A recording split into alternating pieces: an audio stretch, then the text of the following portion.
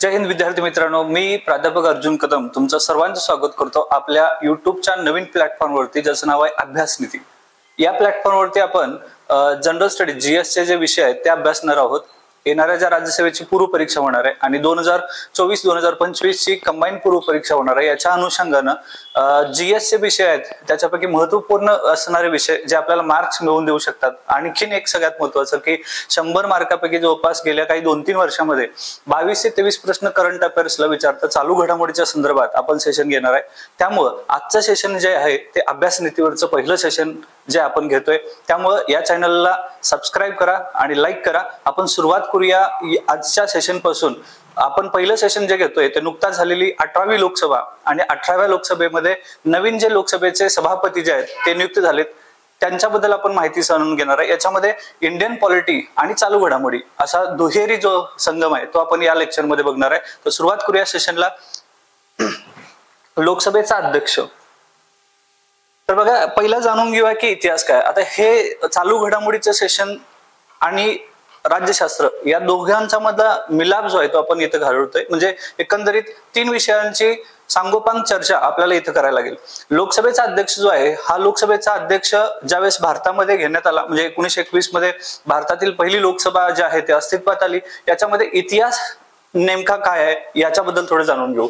बघा भारतामध्ये भारत सरकार कायदा 1919 म्हणजे तो आपण म्हणतो मॉन्टेग्यू चेम्सफोर्ड सुधारणा कायदा, या मॉन्टेग्यू चेम्सफोर्डच्या सुधारणा कायद्यानुसार 1921 मध्ये राष्ट्रपती आणि उपराष्ट्रपती पदे जे आहेत ते निर्माण करण्यात आली। आता तुम्ही म्हणाल सर राष्ट्रपती आणि उपराष्ट्रपती पद ही 1950 ला 24 जानेवारीला निर्माण करण्यात आली होती। हे लक्षात घ्या की आयोग जे भाषा वापरतं ती भाषा मराठी असते आणि त्याचा अनुवाद दुसऱ्या लँग्वेज मध्ये इंग्रजीमध्ये असतो। त्यामुळे इथं आपण असं म्हणूया की 1919 च्या मॉन्टेग्यू चेम्सफोर्ड नुसार 1921 मध्ये प्रेसिडेंट आणि व्हाईस प्रेसिडेंट अशी पद निर्माण करण्यात आली। याला मराठीमध्ये राष्ट्रपती उपराष्ट्रपती असं म्हटलंय। प्रेसिडेंट याचा अर्थ आहे की तो पीठासीन अधिकारी असला पाहिजे। त्यामुळे हे मराठी जी नावं आहेत याच्यामध्ये कन्फ्युज होऊ नका। हे आहेत अध्यक्ष उपाध्यक्ष म्हणजे प्रेसिडेंट आणि व्हाईस प्रेसिडेंट। त्यावेळी अध्यक्ष आणि उपाध्यक्ष यांचा अनुक्रमे प्रेसिडेंट आणि व्हाईस प्रेसिडेंट असं संबोधलं जात होतं। ठीक आहे, म्हणजे 1919 च्या मॉन्टेग्यू चेम्सफोर्ड सुधारणा कायद्यानुसार 1921 मध्ये। आता भारत सरकारचा कायदा 1935 जो आहे हा गेला आणि हा लक्षात ठेवा हा इतिहासाच्या अनुषंगाचा प्रश्न आहे। 1935 भारत सरकारचा कायदा हा कोणी तयार केला होता, तर त्याचं उत्तर आहे बेनेगल नरसिंहराव BN राव, जे पुढे घटनेचे सल्लागार झाले होते। ठीक आहे, आणि हा जो कायदा आहे त्यांनी 6 महिन्याच्या आतमध्ये तयार केला होता आणि ह्याच त्यांना यांनी जे केलेलं काम आहे याच्याबद्दल इंग्रजांनी त्यांना किंग ऑफ नाईटहुड हा किताब जो आहे तो किताब दिला होता आणि आपल्याला माहित आहे त्यांना सर हा किताब सुद्धा मिळाला होता। कारण का 6 महिन्यामध्ये हा कायदा तयार केला होता आणि 1935 मध्ये भारत सरकार जो कायदा आहे या कायद्याचे 321 कलमापैकी आहे अशी भारतीय राज्यघटनेमध्ये 250 कलम जे आहेत आहे अशी घेण्यात आलेली आहेत। ठीक आहे, त्यामुळे 1935 च्या अंतर्गत हे काय झालं, ह्या 1919 च्या मॉन्टेग्यू चेम्सफोर्ड सुधारणा कायद्यानुसार जी प्रेसिडेंट आणि व्हाईस प्रेसिडेंट पद निर्माण करण्यात आली होती ती ही 1935 च्या कायद्यानुसार प्रेसिडेंट आणि व्हाईस प्रेसिडेंट यांच्या अनुक्रमे नावं बदलली आणि याला ठेवलं नाव अध्यक्ष आणि उपाध्यक्ष। आपण जे बघतोय लोकसभेचा अध्यक्ष त्याचा हा इतिहास आहे। 1919 चा मॉन्टेग्यू चेम्सफोर्ड आणि 1935 मधला भारत सरकारचा कायदा। ठीक आहे, आता लोकसभेच्या अध्यक्षांच्या कार्याबद्दल समजावून घेऊया। लोकसभेच्या अध्यक्षाचं नेमकं काय, पहिला आपण राज्यशास्त्राचा भाग संपवूया आणि त्यानंतर मग ओम बिर्ला यांच्याविषयी माहिती जी आहे ती जाणून घेऊया। आता सभापती सभागृहाचा घटनात्मक जो आहे तो प्रमुख आहे, सभागृहाचा घटनात्मक प्रमुख। तुम्हाला प्रश्न येऊ शकतो लोकसभेचा अध्यक्ष हे पद घटनात्मक आहे का, तर होय, आर्टिकल 93 मध्ये याचा उल्लेख आहे। आणखीन इथं भारतीय राज्यघटनेमध्ये स्पष्ट वर्डिक जर सांगायचं झालं तर भारतातील लोकसभा जी नवनियुक्त होते ती लवकरात लवकर एक लोकसभेचा अध्यक्ष आणि एक उपाध्यक्ष चॉईस करतं। हे लक्षात घ्या, म्हणजे अध्यक्षाबरोबर इथं कोण आहे, उपाध्यक्ष सुद्धा असणार आहे। औपचारिक प्रमुख आहे हा। हे 2 स्टेटमेंट एक्झाम ओरिएंटेड आहेत की सभापती, आता इथं हा गोंधळ आहे, जर तुम्ही लक्ष्मीकांतचं पुस्तक वाचत असाल तर तिथं सभापती असा रेफरन्स सापडतो आणि कोलंबे सरांचे किंवा बाकीचे रेफरन्स बुक जर बघत असाल तर तुम्हाला तिथं अध्यक्ष असं पद सापडतं। ठीक आहे, म्हणजे लोकसभेचा अध्यक्ष काही पुस्तकात आणि लक्ष्मीकांत मध्ये सभापती असं पद आहे। त्यामुळे असं कन्फ्युज न होता या दोघांना पण आपण काय म्हणूया, पीठासीन अधिकारीच म्हणायचं। ठीक आहे. आणि आयोग ज्या पद्धतीने वापरेल, सभापती वापरू शकतं किंवा अध्यक्ष वापरू शकतं, यालाच आपण पीठासीन अधिकारी असं म्हटलेलं आहे. ठीक आहे. त्यामुळं सभापती हा सभागृहाचा घटनात्मक आणि औपचारिक प्रमुख आहे. त्यानंतर संसदेच्या प्रत्येक सभागृहाचा स्वतःचा पीठासीन अधिकारी असतो. आता संसद जी आहे ती संसद 3 घटकांनी बनते. म्हणजे संसद ही बनते 3 घटकांनी. एक आहे लोकसभा, दुसरे आहे राज्यसभा आणि तिसरा आहे राष्ट्रपती. लोकसभा, राज्यसभा आणि राष्ट्रपती या तिघांना पण संसद म्हणतात. संसदेचं मराठी नाव आहे संसद आणि इंग्रजीमध्ये नाव पण संसदच आहे. बऱ्याच वेळेला पार्लिमेंट असा शब्दप्रयोग करतो, पण पार्लिमेंट असा शब्दप्रयोग नाही आहे. आर्टिकल 79 मध्ये संसद असाच उल्लेख केलेला आहे. ठीक आहे. चला इथं येऊया परत की संसदेच्या प्रत्येक सभागृहाचा स्वतःचा पीठासीन अधिकारी असतो. आता हा पीठासीन अधिकारी जो लोकसभेचा पीठासीन अधिकारी आहे, ह्याला चॉईस करण्याचा अधिकार लोकसभेचा आहे. बघा मी काय म्हणतोय. ठीक आहे. लोकसभेचा स्वतःचा पीठासीन अधिकारी हे चॉईस करण्याचा अधिकार लोकसभेचा आहे, पण तो राज्यसभेचा नाकारलेला आहे. असा प्रश्न गेल्या वेळेस PYQ ला आलेला होता की लोकसभेसारखा पीठासीन अधिकारी चॉईस करण्याचा अधिकार राज्यसभेचा नाकारला आहे का? होय. कारण का? राज्यसभेचा पीठासीन अधिकारी म्हणजे सभापती कोण असतो? उपराष्ट्रपती जो झालेला आहे तोच राज्यसभेचा सभापती असतो. म्हणजे आता कोण आहेत सभापती? तर धनखड साहेब आहेत. ठीक आहे. त्यामुळे हा अधिकार राज्यसभेचा नाकारलेला आहे. म्हणजे प्रत्येक सभागृहाचा एक स्वतःचा पीठासीन अधिकारी असणार आहे. लोकसभेसाठी एक सभापती आणि उपसभापती आणि राज्यसभेसाठी एक अध्यक्ष आणि उपसभापती असं दिलेलं आहे. आता ह्याच्यामध्ये पदांची नावं जे आहेत त्याला घेऊन बरेच विद्यार्थी गोंधळ करतात. मला भरपूर लोक असं म्हणतात की सर लोकसभेचा सभापती असतो का उपसभापती, का अध्यक्ष असतो की उपाध्यक्ष, आणि राज्यसभेचा अध्यक्ष असतो का सभापती, का उपाध्यक्ष असतो का उपसभापती. तर हे लक्षात घ्या. घटनात्मकरित्या जी कॉन्स्टिट्यूशन ओरिजिनल आहे त्याच्यामध्ये लोकसभेचा जो असतो तो लोकसभेचा सभापती असा उल्लेख केलेला आहे आणि उपसभापती असा उल्लेख केलाय, आणि राज्यसभेचा जो आहे त्याला अध्यक्ष आणि उपाध्यक्ष असं केलंय. आयोग आपल्याला कोणत्याही लँग्वेजमध्ये प्रश्न विचारले तर याचा सारासारानुसार हेच घ्या की तो पीठासीन अधिकारी आहे. ठीक आहे. त्यामुळं याच्यावरती फार काही कन्फ्युज करण्याचं कारण नाहीये. ठीक आहे. तर हे सगळ्यात महत्वाचं स्टेटमेंट आहे 2. आता जे सध्या विराजमान झालेत ते श्री ओम बिर्ला साहेब आहेत. ठीक आहे. आता हे लक्षात घ्या, elected speaker of the 18th Lok Sabha. तुम्हाला हे प्रश्न विचारला जाऊ शकतो. येणाऱ्या सरळ सेवा ज्या नोव्हेंबर नंतर आताच नुकताच आपल्याला असं बातमी समजते की नोव्हेंबरला परत एकदा तलाठी भरती ही जी आहे विधानसभेचे इलेक्शन झाल्यानंतर सगळ्या सरळ सेवा ज्या आहेत येणार आहेत आणि त्या सरळ सेवा MPSC थ्रू भरल्या जाणार आहेत. त्यामुळे पारदर्शकपणा जो आहे तो गेल्या वेळेपेक्षा जास्त जो असणार आहे आणि सगळ्यात महत्वाचं मोठी भरती असणार आहे. त्यामुळे येणाऱ्या 7-8 महिन्यामध्ये सगळ्या कंबाईनच्या राज्यसभेच्या समाज कल्याण अधिकारी होणाऱ्या या सगळ्यासाठी चालू घडामोडीचा आवाका हा खूप मोठा असणार आहे. कारण गेल्या 14 महिन्यामध्ये प्रिलिम्सची किंवा कुठली परीक्षा झालीच नसल्यामुळं इथं जो आहे तो 2 वर्षाचा करंटचा डाटा येईल. त्यामुळं हे असे प्रश्न जे आहेत ते पुढच्या काळात कुठल्या तरी एक्झाम मध्ये बनणार आहेत. आता हे 18वी लोकसभा आहे. 18वे लोकसभेचे सभापती आहेत हे आहेत ओम बिर्ला. आता बघा एकूण किती सभापती झाले, सभापती बद्दल प्रश्न येऊ शकतात की भारताचे पहिले सभापती कोण आहेत, तर ते ग.वा. मावळणकर, गणेश वासुदेव मावळणकर. आता इथं हे लक्षात घ्या की 1921 मध्ये ज्यावेळेस 1921 मध्ये पहिल्यांदा इथं संसद उभारली त्यावेळेस लोकसभेचे सभापती कोण आहेत, तर त्यांचं नाव आहे फ्रेडरिक व्हाईट.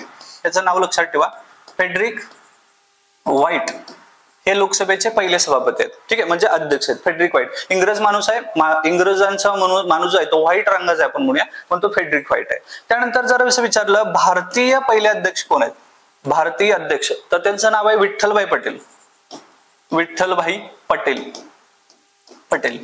ठीक आहे. हे विठ्ठलभाई पटेल. तर विठ्ठल आहे, भारताचा विठ्ठल आहे, पहिला भारतीय अध्यक्ष आहे. आणि हे कुठल्या पक्षाचे होते, स्वराज्य पक्षाचे होते. तुम्हाला माहित असेल इतिहासामध्ये शिकला असाल तुम्ही, भगतसिंग आणि बटकेश्वर दत्त यांनी कायदेमंडळामध्ये बॉम्ब फेकला होता. तो बॉम्ब जो फेकला होता त्या बॉम्ब फेकताना तिथं अध्यक्ष स्थानी कोण होतं, हेच होते विठ्ठलभाई पटेल. ठीक आहे. आणि जर त्याने विचारलं भारतीय स्वातंत्र्यानंतर किंवा 1952 मध्ये सार्वत्रिक लोकसभा झाली आणि या सार्वत्रिक लोकसभेनंतर 1952 मध्ये भारताचे पहिले अध्यक्ष लोकसभेचे कोण झाले, तर ग.वा. मावळणकर. ठीक आहे. तर ग.वा. मावळणकर. इथे हे लक्षात घ्या की हे 1952 नंतर 1956 पर्यंत ग.वा. मावळणकर आहेत. मग अय्यंगार, सरदार हुकुमसिंग, नीलम संजीव रेड्डी. हे नीलम संजीव रेड्डी हे पहिले असे अध्यक्ष होते ज्यांना आपण नीलम संजीव रेड्डी यांना बिनविरोध जे आहे ते पाठवलेलं होतं. त्यानंतर सिंग धिल्लन, त्यानंतर भगत, नीलम संजीव रेड्डी 2 वेळा झालेले आहेत. त्यानंतर हेगडे, बलराम जाखड, हे सगळे जे आहेत जवळपास जर बघितलं आपण हे 5, 5, 10, 15, 16, 17, 18, 18व्या लोकसभेचे 18वे अध्यक्ष, हे लक्षात ठेवा, ओम बिर्ला साहेब. ठीक आहे, आता यांच्याबद्दल थोडं जाणून घेऊया की ओम बिर्ला हे 2-3 प्रश्न इम्पॉर्टंट बनतात की 1921 मध्ये फेडरिक व्हाईट हे पहिले अध्यक्ष आहेत. भारतीय अध्यक्ष म्हटलं तर विठ्ठलभाई पटेल स्वराज पक्षाचे, 1952 पासून पुढे गवा मावनकरचा असतील. ठीक आहे, आता यानंतर पुढे बघूया. आता इथं तुम्हाला एक फोटो दिसला असेल की लोकसभेमध्ये याची भरपूर चर्चा झाली होती की इथं असणारे जे लोकसभेचे विरोधी पक्ष नेते आहेत राहुल गांधी यांच्याबद्दल पुढच्या लेक्चरमध्ये आपण व्हिडिओ जरूर बनवू यांच्याबद्दल. ठीक आहे, हे पहिल्यांदा म्हणजे 10 वर्षानंतर पहिल्यांदा लोकसभेचे विरोधी पक्ष नेते जे आहे ते राहुल गांधी यांना मिळालं आणि त्यांनी भाषणादरम्यान सांगितलं होतं ह्या हस्तांदोलनाबद्दल. नेमकं काय स्थिती आहे हे थोडं जाणून घेऊया. ह्या फोटोला थोडं ऑब्झर्व करा, इथे 4 लोक तुम्हाला दिसतात. हे आहेत ओम बिर्ला, हे आहेत राहुल गांधी, देशाचे नवीन पंतप्रधान नरेंद्र मोदी, आणि इथं आहेत हे किरण रिजिजू आहेत, किरण रिजिजू. ठीक आहे, आता हे यांना इथं कशाला बोलवले तर एक प्रोटोकॉल असतो की नवीन जे लोकसभेचे अध्यक्ष होतात त्यांना आसनस्थ करण्यासाठी, त्या पीठासनावरती आसनस्थ करण्यासाठी हा प्रोटोकॉल आहे संसदीय शासन पद्धतीचा की देशाचे पंतप्रधान, विरोधी पक्षनेता आणि हे संसदीय कामकाज मंत्री यांनी त्यांना त्या पटलावरती नेऊन बसवायचं असतं, संसदीय कामकाज मंत्री. ठीक आहे, तर याच्यासाठी हे इथं गेलेले आहेत आणि ह्या तिघांनी या चेअरवरती बसवलेलं आहे. आता ह्या चेअरवरती आधी कोण होतं आणि त्यांची अपॉइंटमेंट का कशी होते आणि कोण करतं हे थोड्या वेळात आपण समजावून घेऊया. आता इथं बघा, ओम बिर्लांच्या विषयी जाणून घेऊ. ओम श्रीकृष्ण बिर्ला असं यांचं पूर्ण नाव आहे. 18व्या लोकसभेच्या अध्यक्षपदी ओम बिर्ला यांची सलग 2ऱ्या वेळा बहुमताने निवड झालेली आहे, बहुमताने निवड करण्यात आलेली आहे. म्हणजे आवाजी बहुमत आहे बरं का, हा प्रश्न येऊ शकतो, आवाजी बहुमतानं निवड करण्यात आलेली आहे यांची. ठीक आहे, त्यानंतर यांचा जन्म 4 डिसेंबर 1962 आहे. त्यानंतर जिल्हाध्यक्ष यांची कुठली कुठली पदं यांनी भूषवल्यात. जिल्हाध्यक्ष होते भारतीय जनता युवा मोर्चाचे कोटामधून 1987 ते 91 दरम्यान. त्यानंतर प्रदेशाध्यक्ष राहिलेले आहेत भारतीय जनता युवा मोर्चाचे राजस्थान राज्य 1991 ते 97 मध्ये हे प्रदेशाध्यक्ष होते भाजपाचे. राष्ट्रीय उपाध्यक्ष होते भारतीय जनता युवा मोर्चाचे 1997 ते 2000 साली. आणि कोटा दक्षिण आमदार होते 2003 ते 2014. तुम्हाला जर प्रश्न आला की हे कितव्यांदा निवडून आले तर सलग 3 वेळा खासदार राहिलेले आहेत, 2014, 2019 आणि 2024. यांचा मतदारसंघ कुठला आहे, कोटा मतदारसंघ आहे राजस्थान मध्ये. याचा मतदारसंघाचं पूर्ण नाव आहे कोटा बुंदी असा मतदारसंघ आहे तो, कोटा बुंदी मतदारसंघ राजस्थान. तर याच्यामधून 3 वेळा खासदार राहिलेले आहेत आणि ह्याच्यापूर्वी 3 वेळा आमदार होते. म्हणजे हे लक्षात ठेवा, 3 वेळा खासदार, 3 वेळा आमदार अशी पदं भूषवलेले आहेत ओम बिर्ला यांनी. कोटा इथून 3 वेळा खासदार आहे, 14 पासून 17वी लोकसभा आणि आताची 18वी म्हणजे 16वी, 17वी, 18वी लोकसभा 3 वेळेस हे खासदार म्हणून नियुक्त झालेले होते. 48 वर्षांनी देशाच्या लोकसभा 2024 अध्यक्षाची निवडणूक झाली असून भारताच्या इतिहासात लोकसभा अध्यक्षांची निवडणूक होण्याची 4थी वेळ आहे. आता हे तुम्ही लक्षात घ्या की ज्यावेळी आता जे सरकार स्थिर झालेलं आहे हे पूर्ण बीजेपीला बहुमत नाहीये, पूर्ण बीजेपीला बहुमत नाही, हे अलायन्स सरकार आहे. आणि अलायन्स जर सरकार जरी असलं तरी सुद्धा सरकारकडे मेजॉरिटी आहे. म्हणजे विरोधी पक्ष जो आहे तो विरोधी पक्ष हा किती जरी केला तर तिथं आपलं प्राबल्य ठेवू शकत नाही. हे लोकसभेमध्ये विरोधी पक्ष कुठला, इंडिया आघाडी. ठीक आहे, तर इंडिया आघाडी आणि एनडीएचा बहुमताचा विचार केला तर एनडीएचं बहुमत जे आहे ते वाजपेयी म्हणून तर त्यांनी सत्ता स्थापन केलेलं आहे. मग तरी सुद्धा इंडिया आघाडीनं ही इलेक्शन का लढवली जर ते हारणारच होते तर, कारण देशाच्या इतिहासामध्ये ही 4थी वेळा इलेक्शन होण्याची. म्हणजे जर आपण विचार केला 1952 मध्ये गवा मावनकर हे ज्यावेळेस इलेक्शनला उभे होते तेव्हा शांताराम मोरे यांच्या अपोजिट होते. ही पहिली इलेक्शन होती, सार्वत्रिक इलेक्शन पहिली 1952ची. म्हणजे या माणसानं गवा मावनकर यांनी 1952च्या पूर्वी म्हणजे जर विचार केला 1949 26 नोव्हेंबर 1949 ज्या दिवशी घटना स्वीकृत झाली, या घटना स्वीकृतीच्या वेळेस कायदा मंत्री म्हणजे कायदे मंडळाचे अध्यक्ष कोण आहेत, इथं गवा मावनकरच आहेत. ठीक आहे, याच्या पूर्वी जातो मी. 15 ऑगस्ट 1947 इथं अध्यक्ष कोण आहेत, गवा मावनकरच आहेत. 1950 घटना ज्यावेळी अस्तित्वात आली म्हणजे ज्याला आपण प्रजासत्ताक म्हणतो, यावेळेस अध्यक्ष कोण आहेत? ग मावनकरच आहेत. आणि पहिली सार्वत्रिक इलेक्शन झाली म्हणजे देशाची कायदेमंडळ आणि संविधान हे जे दोन्ही तयार होत आहे, त्या देशाच्या कायदेमंडळाचे अध्यक्ष कोण आहेत? ग मावनकरच आहेत. इथपासून हे व्यक्ती 1949 घटना स्वीकृतीच्या वेळेस, घटनेच्या अंमलबजावणीच्या वेळेस हे सगळे हेच असताना सुद्धा ज्यावेळेस सार्वत्रिक इलेक्शन झाली तेव्हा ते इलेक्शन झाले. ही आपली लोकशाही आहे. ठीक आहे. आणि यामध्ये ग मावनकर यांचा विजय झाला होता. तर दुसऱ्यांदा 1967 मध्ये विश्वनाथम आणि नीलम संजीव रेड्डी हे विजय झाले होते. नीलम संजीव रेड्डी हे पुढे जाऊन देशाचे राष्ट्रपती झाले आणि 2 वेळा नीलम संजीव रेड्डी देशाचे लोकसभेचे अध्यक्ष राहिलेले आहेत. यांच्या वेळेस हे इलेक्शन झालेली होती. बहिराम भगत वर्सेस जगन्नाथ जोशी हे बहिराम भगत यांचा विजय झाला होता 76 ला आणि 2024. म्हणजे आतापर्यंत देशाच्या इतिहास 3 वेळेस लोकसभेचे अध्यक्ष झाली होती. मग आता इंडिया आघाडीकडे बहुमत नसताना सुद्धा ही इलेक्शन का घडवली आणि आवाजी मतदानानं हे विषय कसा काय सॉल्व्ह झाला? याचं उत्तर आहे की हे लक्षात ठेवा की ज्यावेळेस आपण इथं बघितलेलं होतं, लोकसभेचा अध्यक्ष जो आहे तो घटनेच्या कलम नंबर किती मध्ये? 93 मध्ये. इथं बघा 93 मध्ये काय करतो? लोकसभेचा अध्यक्ष चॉईस करायचा लोकसभेला. पण याच घटनेतील कलमामध्ये 93 मध्ये लोकसभेच्या अध्यक्षाबरोबरच लोकसभेचा उपाध्यक्ष होणं हे सुद्धा गरजेचं आहे. लोकसभेचा उपाध्यक्ष, कारण अध्यक्ष आणि उपाध्यक्ष ही पद घटनात्मक आहे. गेल्या 10 वर्षाचा विचार केला असता 10 वर्षाच्या इतिहासामध्ये एनडीए सरकारने कधीही लोकसभेचा उपाध्यक्ष चॉईस केला नव्हता. आणि यावेळेस इंडिया आघाडीचं म्हणणं होतं की आम्ही तुम्हाला बहुमत देऊ, आमची मतं तुम्हाला देऊ, पण इथं काय करा, लोकसभेचा जो उपाध्यक्ष आहे तो लोकसभेचा उपाध्यक्ष हा विरोधी पक्ष जो आहे इंडिया आघाडीला पाहिजे. कारण घटनात्मकरित्या हे तरतूद आहेत की लोकसभेचा उपाध्यक्ष हा लोकसभेमध्ये विरोधी पक्ष आहे त्यांचा नेता असायला पाहिजे.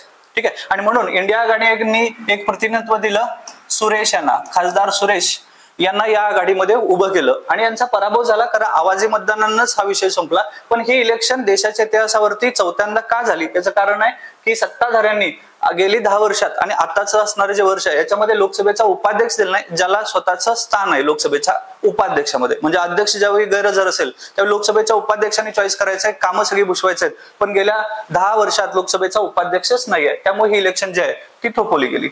आणि इथं लोकसभेचा अध्यक्ष म्हणून ओम बिर्ला हे विजय झालेले आहेत. आता लोकसभेच्या अध्यक्षाची कामं काय आहेत?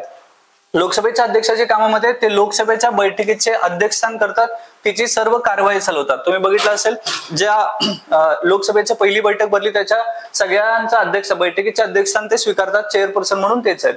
सभागृहाच्या कार्यक्रमाचा क्रम ठरवण्यासोबत तो सदस्यांच्या भाषणाची कालमर्यादा ठरवतो. तुम्ही बघितलं असेल भरपूर असे जे नवीन खासदार आहेत, आता नवीन खासदारांची संख्या खूप वाढलेली आहे, त्यांना म्हणजे रूल्स आणि रेग्युलेशन माहिती होत नाहीत, तेव्हा बेल वाजते बघा, आणि बेल वाजल्यानंतर सुद्धा कालमर्यादा ओलांडून काही खासदार भाषण करत असतात आणि मग आधीच्या खासदारांना तो पर्याप्त वेळ मिळत नाही. त्यावेळी लोकसभेच्या अध्यक्षांना हा आप बैठी है अभी हो गया टाइम असं म्हणायला लागतं. याचा अर्थ कालमर्यादा ठरवण्याचा अधिकार हा लोकसभेच्या अध्यक्षांना आहे.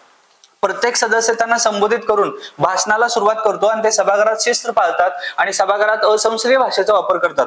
ज्यावेळी लोकसभेची कारवाई सुरू होते त्यावेळेस पहिल्यांदा संसदीय कामकाजामध्ये वगळण्यात आलेले शब्द असं उल्लेख होतो बघा, असे शब्द वापरायचे नाही आणि जर ते वापरलं असेल तर ते कार्यालयीन कामकाजामधून वजा होतात. दुसरी गोष्ट आहे की ज्यावेळेस खासदार ज्यावेळी भाषण करायला उभा राहतो किंवा प्रश्न विचारायला जर उभं राहतात त्यावेळेस चेअरपर्सन कडे बघून म्हणजे पीठासीन अधिकाऱ्याकडे बघूनच बोलायचं आहे. अलीकडच्या जे आताची पहिली लोकसभेची मीटिंग झाली, पहिलं जे सभागृह बसलं त्यावेळेस विरोधी पक्षनेते जे आहेत राहुल गांधी हे सभागृहाला उद्देशून इकडे तिकडे बघून ज्यावेळेस ते भाषण करत होते आणि त्यांच्यासोबत अयोध्याचे जे खासदार आहेत त्यांना मध्येच उठवलं होतं, त्यावेळेस सत्ताधारी पक्षातून गृहमंत्री असतील किंवा स्वतः पंतप्रधान यांनी उभं राहून हे संसदीय कामकाजाच्या बाहेरचं वातावरण आहे असं लोकसभेच्या अध्यक्षांना सांगितलं होतं. त्यावेळी लोकसभेच्या अध्यक्षांनी असं सांगितलं होतं तिथं की तुम्हाला नियमानुसारच काम करायला लागेल. नियम असं सांगतो ज्यावेळेस एखाद्या खासदार उभा राहतो त्यावेळी तो चेअरपर्सन कडे बघूनच त्यानं भाषण करायचं आहे, इतर लोकांच्याकडे बघून भाषण करायचं नाही. ते या नियमामध्ये बसत नाहीये. तर ते शिस्त पाळणं हे सगळ्यात महत्वाचं आहे. कोणत्याही सदस्याने त्याच्या निर्णयाचे उल्लंघन केल्यास ते त्याच्या सदस्यत्व निलंबित करू शकतात किंवा त्याला सभागृह सोडण्यास सांगू शकतात किंवा सभागृहाच्या मार्शलद्वारे त्यांना सभागृहाच्या बैठकीतून काढून टाकू शकतात. गेल्या वेळेस तुम्हाला मुद्दा माहित असेल 23 डिसेंबर 2023 ठीक आहे, या दिवशी म्हणजे लोकसभेमध्ये एक 2-3 तरुण मुलांनी तिथं जाऊन गॅस अश्रुधूर जे आहे ते फोडले होते आणि म्हणजे एकूण बरोबर त्या संसदेवरती हल्ल्याला काही वर्ष पूर्ण होतात. अगदी त्याच दिवशी हा अटॅक जो झाला आणि याच्यामध्ये ती लोक जरी सापडली असली तरी सुद्धा विरोधी पक्षाचं हे म्हणणं होतं की संसदेमध्ये किंवा लोकसभेमध्ये हा हल्ला जर होत असेल तर लोकसभेमध्ये याची चर्चा झाली पाहिजे, अशा त्यावेळेच्या काही खासदारांनी आवाज उठवला. त्यावेळेस लोकसभेचे अध्यक्ष ओम बिर्ला यांनी आतापर्यंतच्या 75 वर्षाच्या इतिहासामध्ये एवढे लोक खासदारांना निलंबित केलेलं नव्हतं, तेवढे खासदार निलंबित केले. त्याची संख्या होती लोकसभेतल्या 100 सदस्यांना, खासदारांना निलंबन करून टाकलं होतं. याचं कारण होतं की सभागृहाचं कामकाज बिघडत होते ते आणि सभागृहाच्या कार्यालयीन कामकाजाच्या विरोधात वर्तन केल्यामुळे त्यांना निलंबित करण्याचा अधिकार आहे. काही काही वेळेमध्ये ज्यावेळेस एखादा खासदार असलग्य वातावरण करतो किंवा तो शिव्यांचा वापर करतो त्यावेळेस त्यांना पहिला वॉर्निंग दिली जाते आणि जर नाही ऐकत असेल तर लोकसभेचा अध्यक्ष या मार्शलला बोलवून त्या सभेतून किंवा त्या लोकसभेतून बाहेर काढण्यासाठी मार्शलला सांगू शकतात. भरपूर साऱ्या विधानसभेच्या कामकाजामध्ये तुम्हाला असं दिसेल, जसं की महाराष्ट्राच्या विधान परिषदेमध्ये असेल, विधानसभेमध्ये असेल, ज्यावेळेस आमदार हे पूर्ण वातावरण दूषित करतात किंवा पीठासीन अधिकाऱ्याचं ऐकत नाही त्यावेळी मार्शलला बोलून आम्ही तुम्हाला बाहेर काढू असं डायरेक्ट तंबी देत असतात. हे काम आहे कारण त्यांच्या अधिकाराचा हा भाग आहे की त्या पूर्ण सभागृहाचं कामकाज हे शांततेत आणि सुव्यवस्थेत पाडणं हे त्यांची जबाबदारी आहे. त्यामुळे हे असं करू शकतात.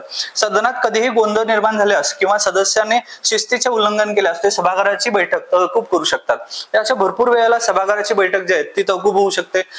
गेल्या कार्यकालामध्ये जर विचार केला तर लोकसभेचे अध्यक्ष ओम बिर्ला यांनी जवळपास 221 बिलं ही पास केलेली आहेत. 2000 म्हणजे हे लक्षात ठेवा 17व्या लोकसभेमध्ये 221 बिलं पास केलीत. हे बिलं पास करताना बहुसंख्य असणाऱ्या विरोधी पक्ष यांना निलंबनाची कारवाई झालेली आहे किंवा त्यांना बाहेर काढलेलं आहे. त्याच वेळी ही बहुसंख्य विधेयकं लोकसभेच्या अध्यक्षांनी पारित करून घेतलेली आहेत. म्हणजे अशा बऱ्याच वेळेला जर गोंधळ झाला असेल तर सभागृहाची बैठक जी आहे ते तहकूब करू शकतात आणि निलंबनाची कारवाई करणाऱ्या एखाद्या सदस्याला निलंबनाची कारवाई रद्द पण तेच करतील. म्हणजे निलंबन करतील, बाहेर काढू शकतील किंवा निलंबित खासदाराला पुन्हा प्रवेश पण देऊ शकतील. अशी ही सगळी जी कामं आहेत ते लोकसभेचे अध्यक्ष करत असतात. आता तो सभागृहातील सदस्यांना आचार नियमांचे पालन करण्यास भाग पाडतो आणि सदस्यांना त्यांच्या विशेषाधिकाराचे उल्लंघन करण्यापासून संरक्षण देतो. हे महत्वाचं आहे की विशेषाधिकारांचं उल्लंघन झालं असेल तर त्याला संरक्षण सुद्धा देऊ शकतात. म्हणजे यावेळेस गृहमंत्री जे आहेत अमित शहा यांनी राहुल गांधीच्या भाषणाच्या वेळेस असं म्हणाले होते लोकसभेच्या अध्यक्षांना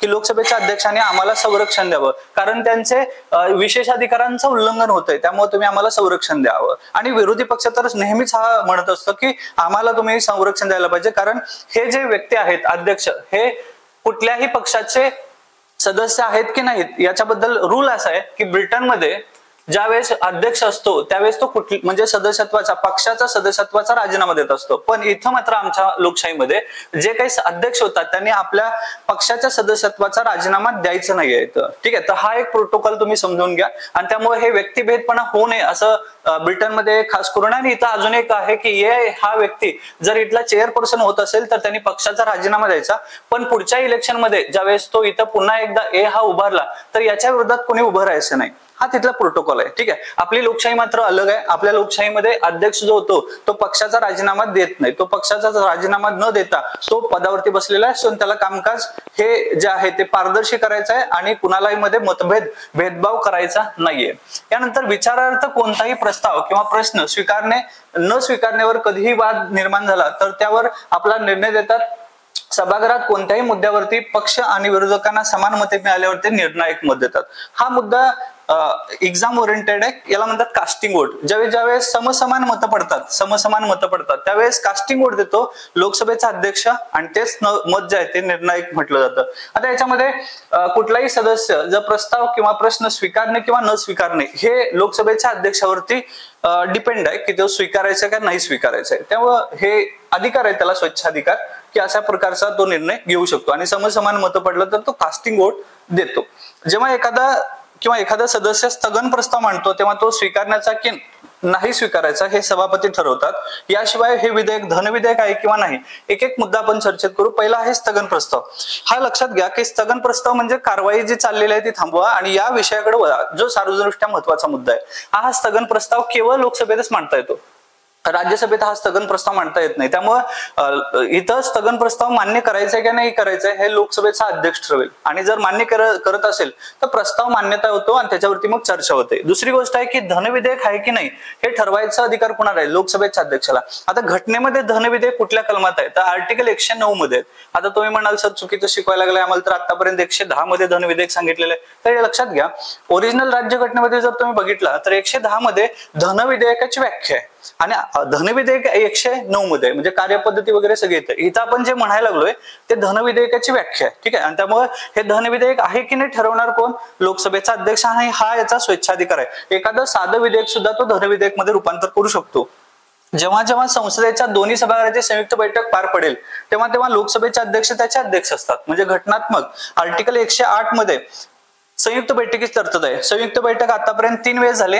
हुंडाबंदी, ठीक आहे, बँकिंग विधेयक आणि दहशतवादी विधेयक. हे ट्रिक्स लक्षात ठेवा. Happy birthday. हुंडा, बँकिंग आणि दहशतवाद विधेयक याच्यानुसार संयुक्त बैठक पार पडलेली आहे. 108 मध्ये संयुक्त बैठकीचा अध्यक्ष कोण असतो? लोकसभेचा अध्यक्ष, ठीक आहे. तर हे लक्षात घ्या. हे अधिकार राज्यसभेच्या सभापतीला नाहीयेत. आता इथं हे लक्षात घ्या की लोकसभेचे अध्यक्ष हे पद ऑर्डर ऑफ प्रेसिडेन्स जे आहे याच्यावरती कितव्या क्रमांकावर आहे? तर ऑर्डर ऑफ प्रेसिडेन्स अग्रक्रम तालिकेवरती 6व्या क्रमांकाचं पद आहे. हे सिमिलर आहे सरन्यायाधीशाला. म्हणजे भारताचा ज्युडिशियलचा हेड इज इक्वल टू लोकसभेचा हेड.